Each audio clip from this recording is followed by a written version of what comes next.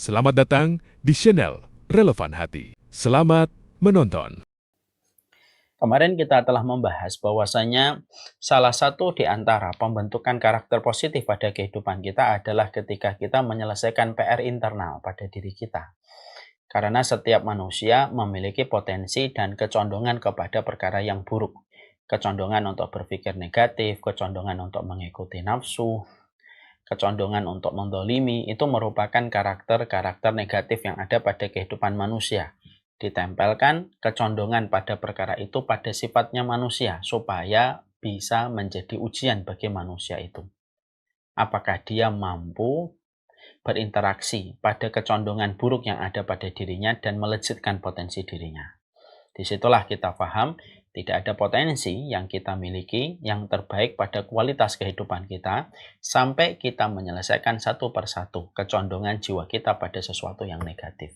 Yang positif itu ketika yang negatif kita selesaikan dengan cara yang benar, sebagaimana yang disampaikan Allah dan Rasul-Nya.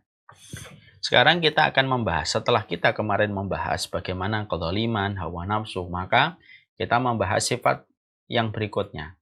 Salah satu di antara kendala diri yang dimiliki oleh kebanyakan manusia, setelah diterangkan bahwasanya kebanyakan manusia itu condong berbuat kezaliman, maka kita mendapati pada ayat yang sama, yaitu adalah surat Al-A'raf ya 72, pada surat Al-Ahzab 72, di situ diterangkan bahwasanya salah satu karakter manusia itu adalah mereka itu bodoh.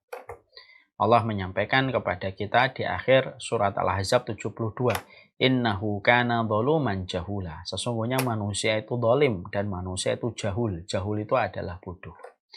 Kemarin kita sudah membahas dzulum, bagaimana penjelasan tentang kezaliman, apa yang menyebabkan kezaliman, dan bagaimana sikap kalau kita terzalimi.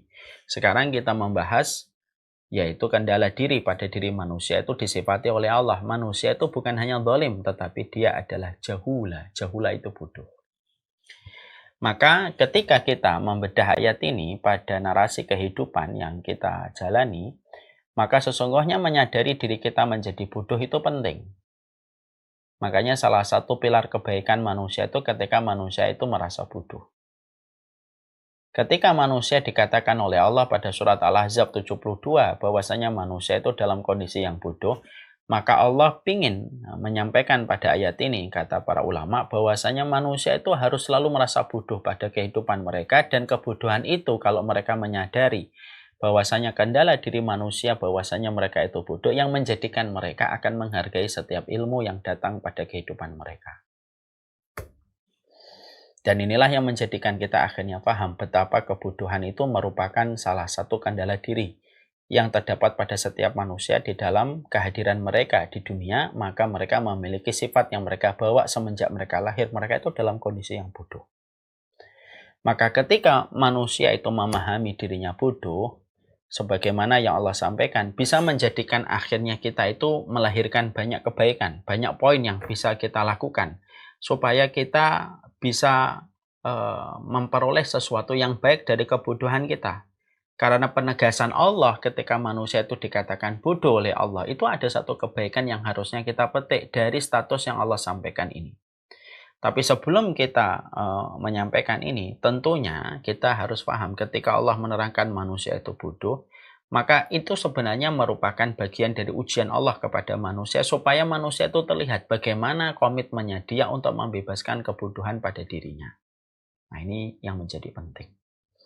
Dan inilah yang menjadikan akhirnya kita memahami ternyata pensifatan bahwasanya manusia itu memiliki kecondongan mereka itu menjadi bodoh ada banyak kebaikan. Sekarang mari kita bedah kebaikan-kebaikan yang kita bisa peroleh ketika kita menyadari diri kita bodoh sebagaimana yang Allah sampaikan. Kendala diri kita ini memang bodoh. Maka yang pertama, poin kebaikan yang kita peroleh ketika manusia itu menyadari kebodohan, orang yang menyadari kebodohan itu berarti dia akan menghargai prosesnya untuk belajar, untuk membebaskan dirinya dari setiap kebodohan yang ada pada kehidupan mereka. Karena kebodohan itu mendekatkan kita kepada tepi jurang yang bisa menjerumuskan kita kepada dalamnya jurang yang bisa merusak kehidupan kita dan kualitas kehidupan kita. Orang yang merasa bodoh itu akan selalu belajar.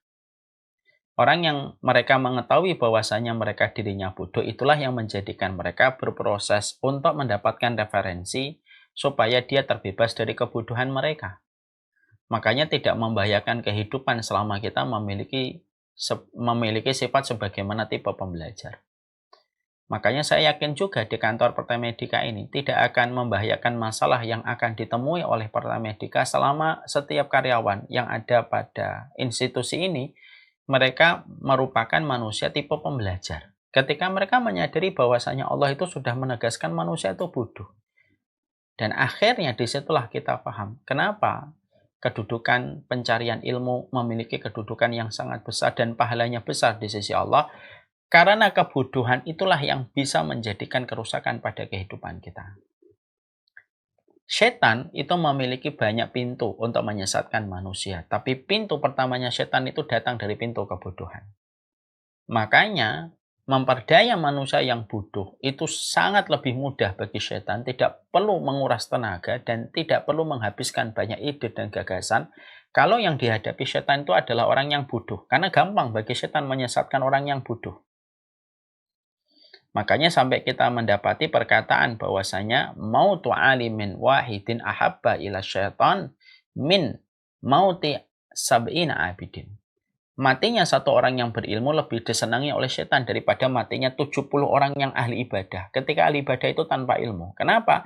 Karena orang yang tanpa ilmu lebih mudah diperdaya daripada orang yang punya ilmu. Ya.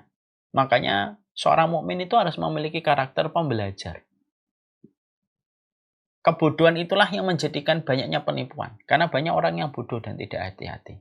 Sebagaimana penipuan dilakukan orang dolim ketika menipu dan biasanya objek dari penipuan itu adalah orang yang tidak berhati-hati dan tidak waspada atas kebodohannya, itu pula yang dilakukan oleh setan. Makanya setan itu paling senang ketika manusia itu bodoh. Terutama dalam urusan akhirat mereka. Sehingga akhirnya tidak ada kualitas yang bisa ditampilkan ketika manusia tidak mau untuk belajar. Makanya kata Imam Syafi'i, man lam yaduk dullat ta'allumi atau man lam yaduk murat ta'allumi tajarra dulla jahli tulah hayatihi. Makanya Imam Syafi'i sampai mengatakan siapapun yang tidak pernah memberikan siapapun yang tidak pernah betul-betul memberikan kemauan untuk belajar sesaat, dia akan merasakan kebodohan sepanjang hidupnya. Dia akan merasakan kebodohan sepanjang hidupnya. Kalau mereka tidak mau untuk belajar.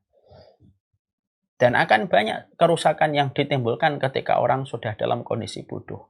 Makanya kalau kita ditanya, apa yang kita harus lakukan untuk bangsa ini? Ya mencerdaskan anak bangsa dan mencerdaskan anak umat. Ini yang perlu dilakukan. Karena sesungguhnya ketika kita selalu dianggap masyarakat yang bodoh, kita akan selalu diperlihatkan dengan berbagai macam kejadian yang menurut kita tidak masuk logik dan tidak masuk logika. Kebodohan itu sumber dari berbagai macam kejahatan. Kedzaliman selalu mencari orang yang bodoh. Setan selalu mencari yang bodoh. Makanya inilah yang menjadikan akhirnya memahami poin yang pertama. Ketika Allah menetapkan bahwasanya manusia ketika diciptakan dan dilahirkan memiliki karakter kebodohan yang ada pada diri mereka, kebodohan itulah yang harus dibebaskan dengan memiliki sifat pembelajar, terutama dalam urusan akhirat sebelum dalam urusan dunia. Makanya kita mengingat apa yang disampaikan oleh Khalil bin Ahmad. Khalil bin Ahmad itu berkata kepada kita, manusia dalam pusaran ilmu itu terbagi menjadi 4.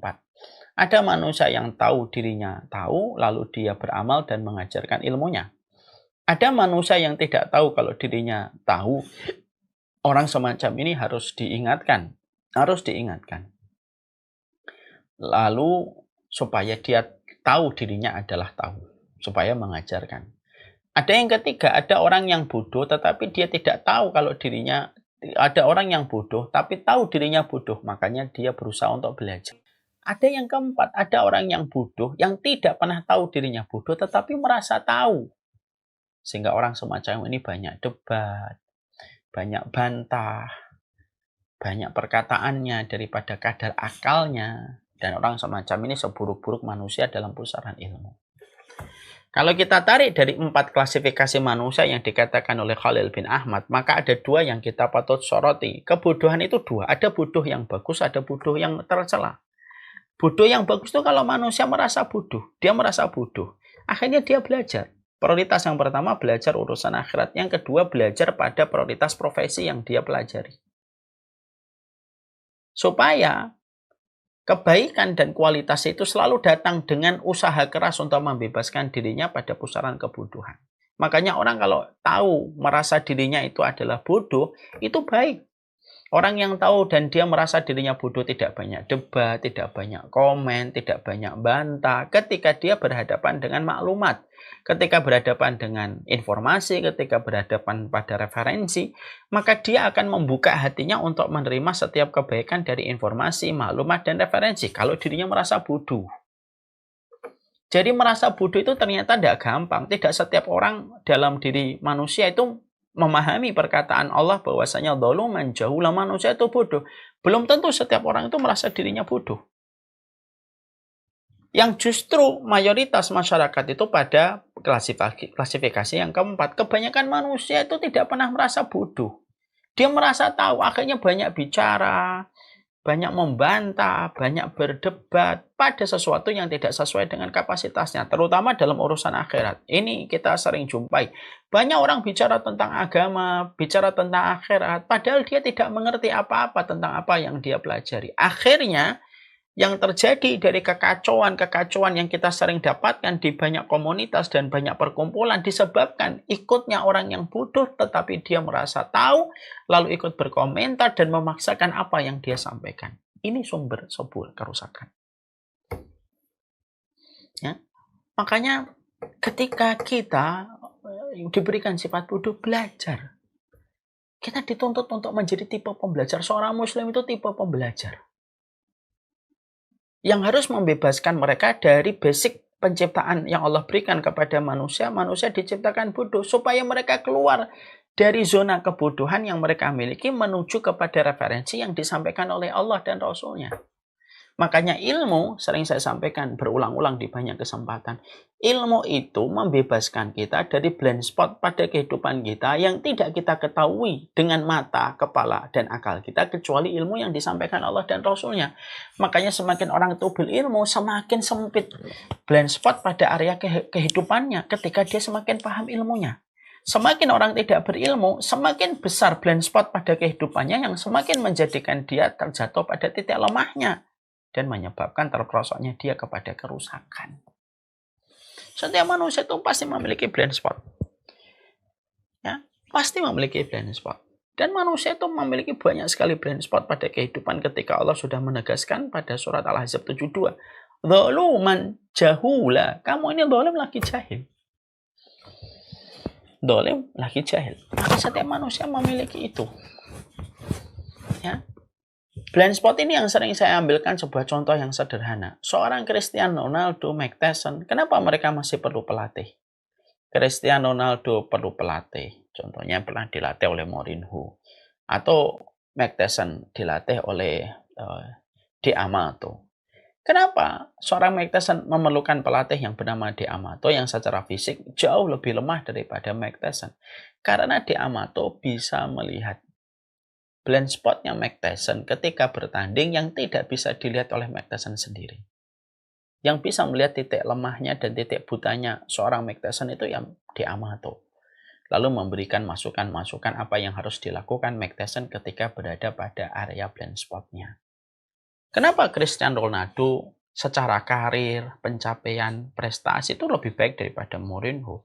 Tapi kenapa dia memiliki pelatih yang secara kualitas cemerlangan prestasi lebih baik Cristiano Ronaldo? Karena pelatih itu bisa melihat titik blind spotnya seorang Cristiano Ronaldo yang tidak bisa dilihat oleh beliau sendiri ketika lagi bertanding di area hijau. Itulah manusia. Manusia itu memiliki banyak blind spotnya. Makanya dengan mempelajari sesuatu, memiliki sifat tipe pembelajar, maka tipe pembelajar itu merupakan modal sebuah kualitas pada kehidupan. Kualitas kehidupan itu bukan masalah kaya dan tidak kaya. Itu masalah kaya dan tidak kaya itu masalah bagian dari irisan takdir. Tapi kualitas kehidupan kita dimulai dari sebuah komitmen kita untuk mempelajari, belajar. Dan tipe seorang mukmin dengan karakter sejatinya itu adalah tipe pembelajar. Dia itu tipenya harus tipe pembelajar. Dia terus belajar. Dan Allah berikan kepada orang yang berilmu sesuatu yang tidak Allah berikan kepada mereka yang tidak berilmu. Kalau mereka sudah keluar dari area kebodohan. Makanya pada surat Al-Maidah ada yang menarik ini, perenungan, dan perenungannya sering saya sampaikan. Bapak dan Ibu tahu nggak tentang masalah fikih pemeliharaan anjing berburu? Tentunya seorang muslim boleh nggak memiliki anjing pemburu? Boleh. Tentunya tidak ditempatkan di rumahnya, di kandang-kandang yang jauh dari rumahnya. Maka anjing pemburu ini memiliki hukum yang berbeda dengan anjing liar yang tidak pernah kita latih menjadi anjing pemburu. Anjing pemburu, ada anjing liar, itu memiliki pandangan fikih dan hukum fikihnya. Anjing pemburu, ketika kita latih bagaimana berburu, kita lemparkan daging, lalu dia mengejar, kita latih untuk mengenali bagaimana targetnya, sampai akhirnya anjing itu layak untuk kita ajak di dalam berburu ke hutan. Maka ketika anjing itu kita latih, lalu kita ajak dia ke hutan, kita melihat target mangsa kijang yang kita ingin dapatkan, kita lemparkan anjing, kita lepaskan anjing, lalu anjing itu menerkam kijang tersebut, lalu kijang itu ambruk. Maka terkaman anjing yang kita latih dengan ilmu bagaimana berburu, maka terkamannya itu halal. Terkamannya itu halal. Kalau itu diterkam sama anjing yang kita latih dengan ilmu. Ketika sebelum menjadi anjing pemburu kita latih bagaimana berburu. Maka terkaman anjing liar itu, maka terkaman anjing pemburu yang kita latih dengan training, maka apa yang dia terkam itu halal secara hukum sembelihan. Halal dia. Tapi kalau ada anjing liar, kita masuk ke hutan, lalu mengagetkan sekerumunan anjing yang sedang menerkam seekor kijang, lalu kijang itu ambruk, diterkam sama anjing liar ini, lalu kita punya senjata senapan angin, lalu kita menembakkan senjata senapan angin ke langit. Jedor! Gitu. Lalu seluruh anjing liar itu kaget dan mereka berlari menyelamatkan diri, lalu yang tertinggal adalah kijangnya dalam kondisi mati, maka hukum terkaman anjing liar itu hukumnya haram untuk dimakan. Kenapa Allah bedakan? Padahal sama-sama objeknya diterkam sama anjing. Karena yang membedakan adalah yang satu dilatih, yang satu tidak dilatih atau liar. Imam Qurtubi lalu menyampaikan sebuah sudut pandang yang sangat indah tentang masalah hukum, masalah anjing berburu pada surat Al-Maidah. Beliau berkata, kalau anjing saja Allah bedakan antara anjing yang berilmu yang dilatih dengan training dan Allah bedakan dengan anjing liar yang tidak pernah tersentuh dengan ilmu dan dilatih dengan ilmu, ternyata dibedakan hukum terkaman anjing itu padahal itu cuma anjing apalagi manusia. Untuk menunjukkan kepada kita betapa besarnya proses kualitas manusia itu dimulai dari ilmu. Dan ini dalam kaidah umum pun berlaku. Berapa banyak sebuah institusi, sebuah komunitas, tempat pekerjaan akan melejit semua angka prestasinya kalau tim pada tempat itu mereka berkarakter sebagai karakter pembelajar. Dan berapa banyak keburukan-keburukan yang didapatkan, kerusakan, kerugian didapatkan sama orang-orang yang mereka berkomitmen bertemu tetapi tidak memiliki tipe sebagai pembelajar. Karena memang manusia itu pada dasarnya bodoh dan kita perlu motivasi dan narasi untuk menguatkan bahwasanya kualitas hidup kita itu dengan ilmu. Tentunya yang pertama adalah ilmu yang kita pelajari tentang Allah, Rasulnya, dan agama yang kita imani. Lalu ditambah pada profesi yang kita punya kecondongan pada perkara itu untuk kita maksimalkan setiap referensi. Makanya segala sesuatu dalam kehidupan kita ini kuncinya ilmu dulu. Bahkan Allah saja ingin diibadahi dengan ilmu kan? Untuk menunjukkan semangat kita di dalam mencari ilmu. Allah pun ingin diibadahi dengan ilmu. Makanya Allah turunkan kepada kita turunkan kepada kita Nabi dan Rasul. Dan Allah utus kepada kita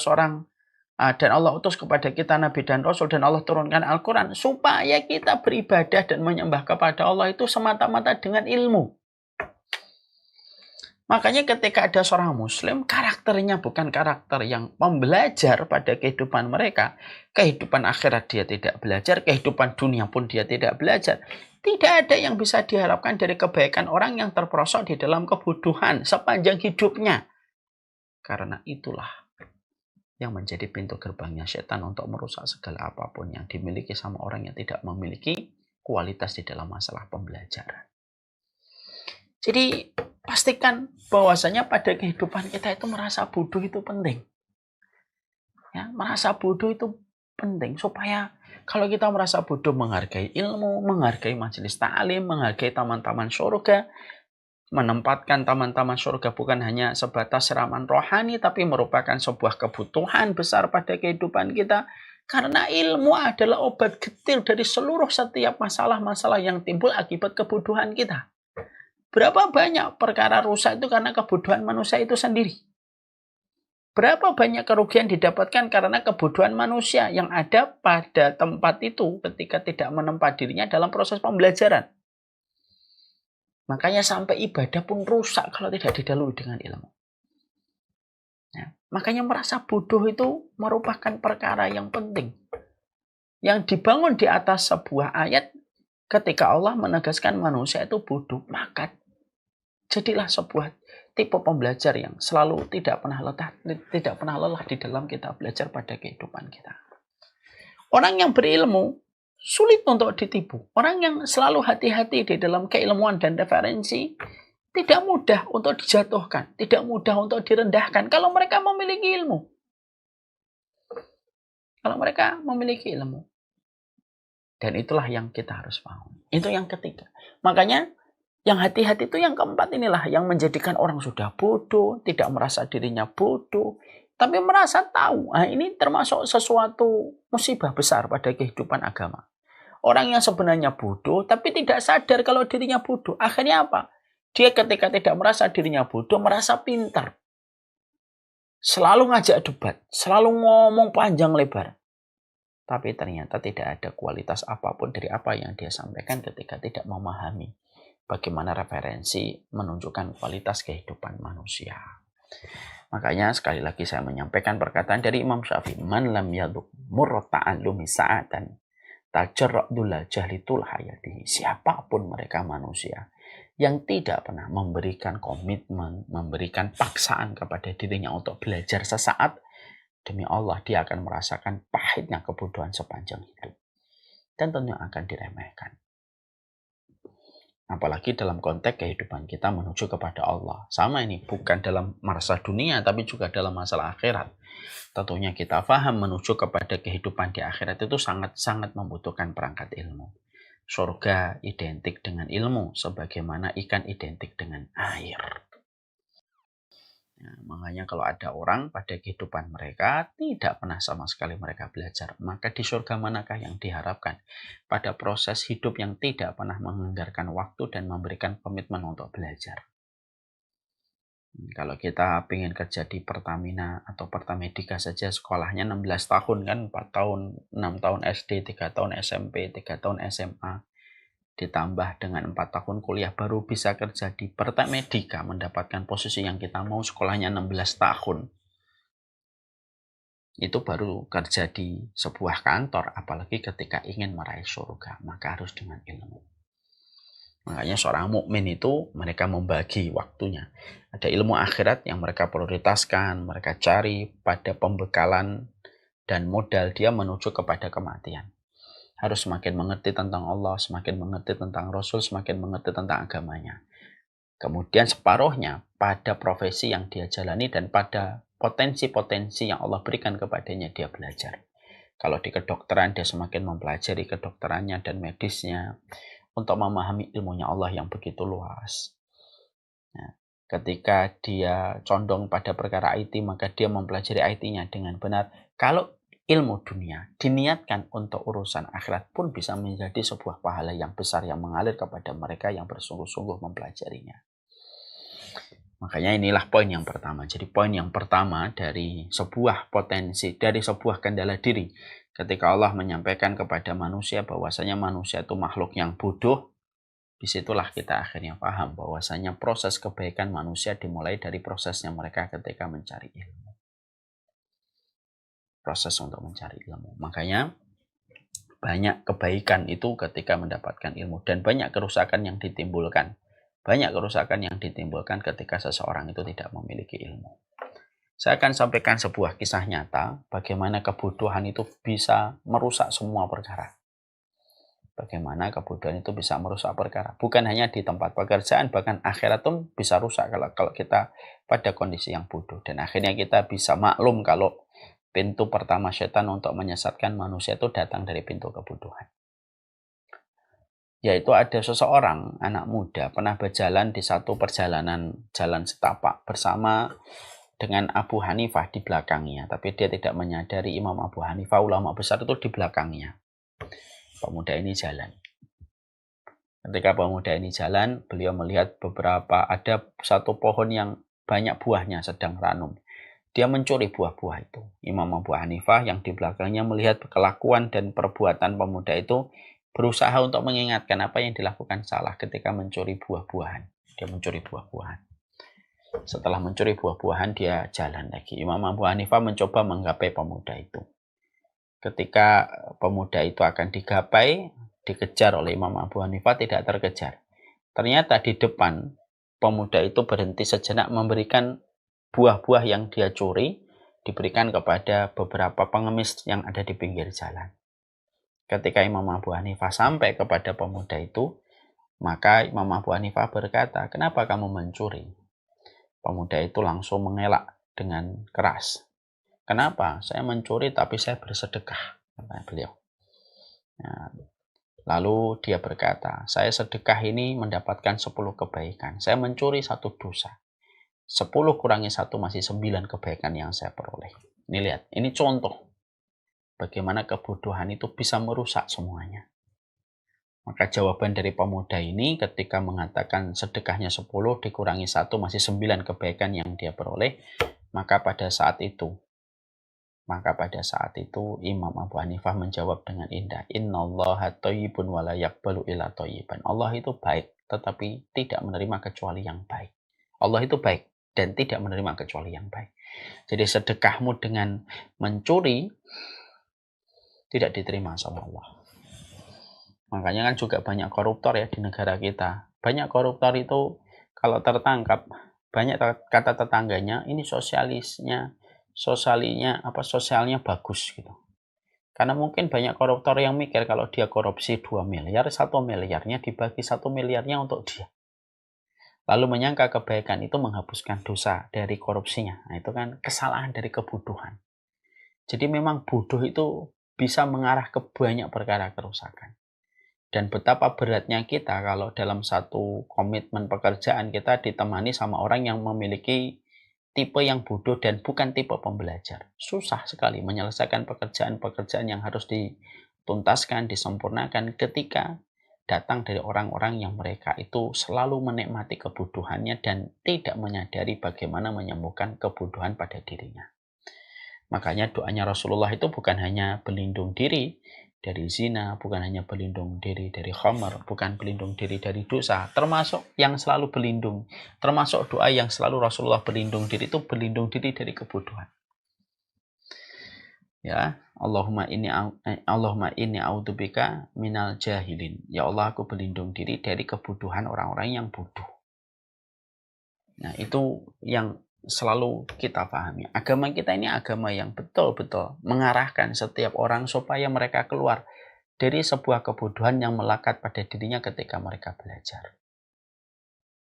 Dan itulah fungsinya kita belajar. Karena dengan kebodohan itulah Allah menguji kita siapa yang betul-betul belajar dan tidak belajar. Makanya sampai kita mendapati perkataan Imam Syafi'i, bahwasanya beliau mengatakan thalabul ilmi afdalu min salatil nafilah. Sampai kita menjumpai perkataan dari Imam Syafi'i, aku mencari ilmu lebih utama daripada aku sholat sunnah. Makanya pernah diterangkan pada kisah nyata Imam Syafi'i ketika bermalam di teman sahabatnya, semalam suntuk beliau tidak tahajud. Ketika ditanya sama Sahibul Bait, kenapa kamu tidak tahajud? Karena ada pertanyaan yang aku harus jawab dan aku mengulang kembali hafalan Quran untuk menjawab pertanyaan yang aku miliki. Dan itu lebih baik daripada sholat sunnah. Saking begitu besarnya kedudukan mencari ilmu, sampai lebih utama daripada apapun. Makanya kalau seseorang mencari ilmu dunia, niatannya adalah supaya bisa memberi manfaat untuk kaum muslimin, maka itu pun juga bernilai besar pahala. Walaupun memang tidak sebesar ketika mempelajari ilmu akhirat. Tapi mempelajari ilmu dunia untuk membebaskan kebodohan supaya dia tidak menjadi objek dari penipuan, dari objek direndahkan, dihinakan, maka itu pun juga merupakan bagian dari sebuah pahala besar yang dia peroleh selama niatnya karena Allah. Ya. Sekali lagi, pintu pertama setan dalam kehidupan manusia itu, pintu pertamanya setan untuk menyesatkan manusia itu dari kebodohan. Kalau sudah bodoh, gampang. Makanya penipu itu paling senang kalau berhadapan dengan orang yang bodoh. Gampang ditekuk-tekuk, gampang untuk diarahkan, gampang dibentuk sesuai dengan kemauan dari penipu itu ketika orang tersebut tidak memiliki referensi pada kehidupan mereka. Inilah betapa hinanya kebodohan pada kehidupan manusia. Dan inilah yang menjadikan Allah menegaskan, kamu ini bodoh, manusia itu bodoh. Ketika manusia itu bodoh, maka pastikan kamu adalah tipe pembelajar. Ini poin yang pertama. Apa poin yang kedua yang kita petik dari sebuah sifat kecondongan manusia pada diri kebodohan? Insya Allah kita terangkan pada pertemuan kita berikutnya. Inilah yang kita sampaikan pada kesempatan hari ini. Semoga kita senantiasa memahami tentang kebodohan diri kita. Menjadi bodoh itu tidak hina selama kita menyadari kebodohan dan kita belajar. Kebodohan itu hina ketika orang yang bodoh tetapi tidak menyadari kebodohannya, lalu menikmati kebodohannya. Dan yang lebih parah dan tragis adalah justru dia bodoh tetapi dia merasa tahu. Akhirnya banyak bicara, banyak debat,